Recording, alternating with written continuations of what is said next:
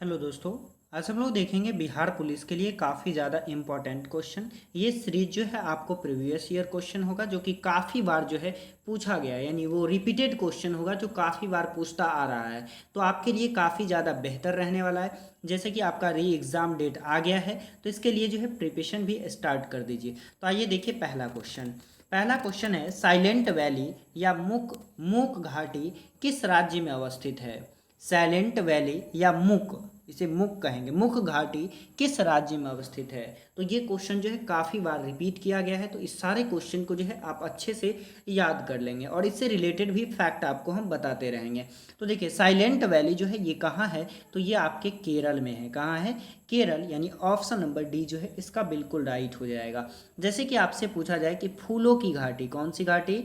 तो फूलों की घाटी कहाँ है? तो फूलों की घाटी जो है आपका उत्तराखंड में है। कहाँ है? उत्तराखंड में है। कोडरमा की घाटी, कोडरमा की घाटी कहाँ है? तो कोडरमा की घाटी जो है आपका झारखंड में है। कहाँ है? झारखंड। जबकि आपसे पूछा जाए कि झुमड़ी तलैया, कौन सा? झुमड़ी तलैया कहाँ है? तो झुमड़ी तलैया भी आपके कहाँ है? तो वो भी आपके झारखंड में है। यानी ऑप्शन नंबर डी जो है इसका बिल्कुल राइट हो जाएगा। नेक्स्ट क्वेश्चन है, गोवा किस नदी पर अवस्थित है? तो गोवा जो है किस नदी पर अवस्थित है? तो इसका सही आंसर हो जाएगा आपका मांडवी नदी। कौन सी नदी? मांडवी नदी के किनारे जो है आपका क्या बसा हुआ है? तो गोवा बसा हुआ है। जबकि पेन्नार नदी नंदी दुर्ग पहाड़ी से निकलकर बंगाल की खाड़ी में गिरती है। कहाँ गिरती है? नंदी दुर्ग पहाड़ी। कौन सी पहाड़ी है? तो ये पहाड़ी का नाम है नंदी दुर्ग। कौन सी पहाड़ी है? नंदी दुर्ग पहाड़ी से ये निकल करके और कहाँ गिर जाती है? तो बंगाल की खाड़ी में गिर जाती है। और ताप्ती नदी बैतूल जिले के मूल ताप्ती से निकलते हैं और खंभात की खाड़ी में गिर जाते हैं। कहाँ गिर जाते हैं? ये खंभात की खाड़ी में। जबकि ये कहाँ? तो ये जो है आपका बंगाल की खाड़ी में गिर जाता है। जबकि यदि सूरत की बात करें, सूरत किस नदी पर के किनारे है? तो सूरत जो है आपके ताप्ती नदी के किनारे अवस्थित है। नेक्स्ट क्वेश्चन देखिए। नेक्स्ट है, शुष्का छिकोप का मनुष्य में प्रकोप किस विटामिन की कमी से होता है? तो ये जो है किस विटामिन की कमी से ऐसा देखा जाता है? तो ये विटामिन डी की कमी से। किसकी कमी से? विटामिन डी की कमी से जो है आपका शुष्का छिकोप देखा जाता है। जबकि विटामिन डी का रासायनिक नाम क्या है? तो इसका रासायनिक नाम है आपका कैल्सीफेरॉल। क्या नाम है?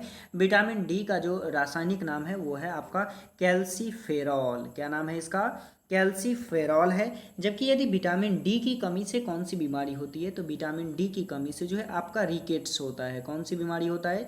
रिकेट्स होता है। जबकि विटामिन डी जो है हमें मिलेगा कहाँ से? तो ये मिलता है आपको सूर्य के प्रकाश से। कहाँ से मिलता है? सूर्य के प्रकाश से जो है हमें विटामिन डी मिल जाता है। और विटामिन डी जो है ये सूर्य के प्रकाश से मिल जाता है। विटामिन डी के मुख्य स्रोत, अगर मान लीजिए विटामिन डी का अलग कोई सोर्स है तो वो क्या है? वो आपका मछली, क्या हो जाएगा? मछली हो जाएगा, यकृत तेल हो जाएगा, दूध हो जाएगा, अंडे हो जाएंगे। अब हड्डियों की जो मजबूती होती है ये किसके कारण होता है? तो विटामिन डी के कारण होता है। और एक बात और जो कि काफ़ी ज़्यादा इंपॉर्टेंट है, विटामिन डी को ही जो है हम लोग क्या कहते हैं? तो हार्मोन कहते हैं। क्या कहते हैं? हार्मोन। कौन सा ऐसा विटामिन है जो हार्मोन है? तो ये आपका विटामिन डी जो है एक प्रकार का हार्मोन है। क्या है? हार्मोन है। जबकि विटामिन के कारण क्या होता है? तो विटामिन के कारण जो है आपका ब्लड जो है थक्का हो जाता है, यानी क्लॉट होता है। और विटामिन ए के कारण क्या होता है? तो विटामिन ए के कारण जो है आपका रतौंधी होता है। कौन सा बीमारी हो जाता है? तो आपका जो है रतौंधी। कौन सा हो जाएगा? रतौंधी विटामिन किसके कारण होगा? तो विटामिन ए की कमी से। और विटामिन सी की कमी से। किसके कारण से? विटामिन सी की कमी से कौन सा हो जाता है? तो विटामिन सी की कमी से जो है आपका स्कर्वी हो जाएगा। क्या हो जाएगा? स्कर्वी। तो इनसे रिलेटेड सभी फैक्ट जान लिए। अब नेक्स्ट देखिए, प्रोटीन ऊर्जा कुपोषण का परिणाम है। तो देखिए, प्रोटीन की कमी से जो है दो तरह के बीमारी होते हैं। कितने तरह की बीमारी होंगे? तो दो तरह के। एक होता है आपका मरासमस। क्या होता है? मरासमस। और एक होता है क्वेसमस। क्या होता है? मरासमस और क्वेसमस नामक जो बीमारी है ये किसके कारण होगा? तो ये होता है आपका विटामिन प्रोटीन के कारण। किसके कारण होता है? प्रोटीन के कारण। और प्रोटीन के कारण जो है शारीरिक विकास रुक जाता है। क्या रुक जाता है? शारीरिक विकास, यानी प्रोटीन जो है हमारे शरीर का क्या करता है कि विकास करता है, तो विकास के लिए ये काफ़ी ज़्यादा हेल्पफुल है। जबकि प्रोटीन अगर कहा जाए कि सबसे ज़्यादा कहाँ मिलता है, तो प्रोटीन आपको दो चीज़ में ज़्यादा मिलेगा, एक मिलेगा आपको दाल में और एक मिलता है मशरूम में। किस में मिलता है? दाल और मशरूम में जो है आपको प्रोटीन काफ़ी अधिक मात्रा में मिलता है। नेक्स्ट क्वेश्चन देखिए, इबोला, कौन सा? इबोला क्या है? तो इबोला जो है एक प्रकार का क्या है? तो इबोला एक प्रकार का आपका वायरस है। क्या है? वायरस, यानी ऑप्शन नंबर ए जो है इसका बिल्कुल राइट हो जाएगा। अब ये इबोला जो है ये आपके अफ्रीका महादेश में लीबिया, चाड, कांगो, वेसिन आदि के क्षेत्र में ये मिलता है। जनरली कहिए कि अफ्रीका महाद्वीप में मिलता है। ये कहाँ मिलता है? तो अफ्रीका महाद्वीप में जो है आपका इबोला वायरस मिलता है। इबोला फाइटर को टाइम पत्रिका ने पर्सन ऑफ द ईयर 2014 में चुना था। कब चुना था? 14 में। और स्वाइन फ्लू भी एक प्रकार का क्या है? ये भी आपका वायरस है। कौन सा? Swine flu.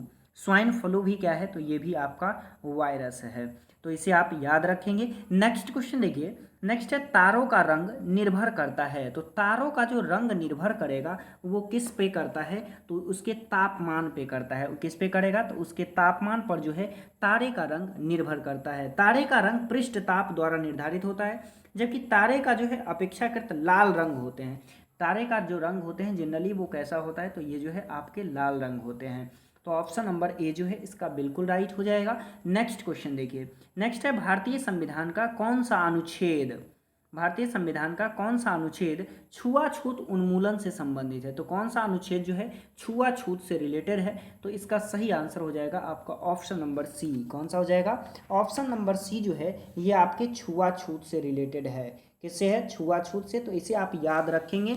ये इस तरह का क्वेश्चन काफ़ी ज़्यादा पूछा जाता है। पॉलिटी तो आपका 100% जो है, अगर मान लीजिए 15 क्वेश्चन पूछता है तो 15 में 15 आना चाहिए, जो कि बहुत इजी होता है। अब देखिए अनुच्छेद 14 में कहा जाता है कि विधि के समक्ष समानता। किसके समक्ष? तो विधि के समक्ष जो है समानता की चर्चा किस में की गई है? तो अनुच्छेद 14 में किया गया है। जबकि अनुच्छेद 15 में जो है धर्म, मूल, वंश, जाति, लिंग के आधार पर किसी भी व्यक्ति से जो है भेदभाव नहीं करना है। ये किस में है? तो ये जो है आपके 15 में है। और 18 में कहा गया है कि कोई भी व्यक्ति किसी भी प्रकार का उपाधि नहीं लेगा। उपाधियों का समापन, इसमें किसकी चर्चा है? तो उपाधियों का समापन है। तो ये जो आपका हो जाएगा ऑप्शन नंबर सी जो है इसका बिल्कुल राइट हो जाएगा। नेक्स्ट क्वेश्चन देखिए, नेक्स्ट है भारतीय राष्ट्रीय कांग्रेस का प्रथम अधिवेशन दिसंबर 1885 में कहाँ हुआ था? तो 1885 में जो पहली जो सम्मेलन हुई थी, यानी जो अधिवेशन हुआ था वो कहाँ हुआ था? तो ये आपका हुआ था बॉम्बे में। कहाँ हुआ था? बॉम्बे, यानी ऑप्शन नंबर बी जो है इसका बिल्कुल राइट हो जाएगा। नेक्स्ट क्वेश्चन देखिए, नेक्स्ट है एक दल लोकसभा में भी विपक्षी दल होने का दावा करता है, इसके पास न्यूनतम कितने सांसद लोकसभा में होनी चाहिए? तो मिनिमम जो सांसद होनी चाहिए इनके पास कितना होना चाहिए? तो कम से कम जो है 55 होना चाहिए। कितना होना चाहिए? 55 हो पाएगा तभी वो जो है विपक्ष का नेता कहलाएगा। क्या कहलाएगा? विपक्षी जो है पार्टी आपका बन पाएगा। तो इसका सही आंसर हो जाएगा ऑप्शन नंबर ए।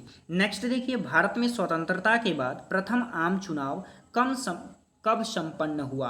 तो प्रथम जो आम चुनाव संपन्न हुआ था ये आपका हुआ था 1952 में। कब हुआ था? 1952 में ये जो है समापन हुआ था, यानी इसका सही आंसर हो जाएगा ऑप्शन नंबर सी। तो ये जो है आपका 10 का 10 इम्पॉर्टेंट क्वेश्चन था। तो ऐसे ही फैक्ट जानने के लिए आप चैनल को सब्सक्राइब कर लीजिए, वीडियो को लाइक कर दीजिए और अपने दोस्तों को भी शेयर कीजिए। तो आज के लिए इतना ही, फिर मिलते हैं नेक्स्ट वीडियो में।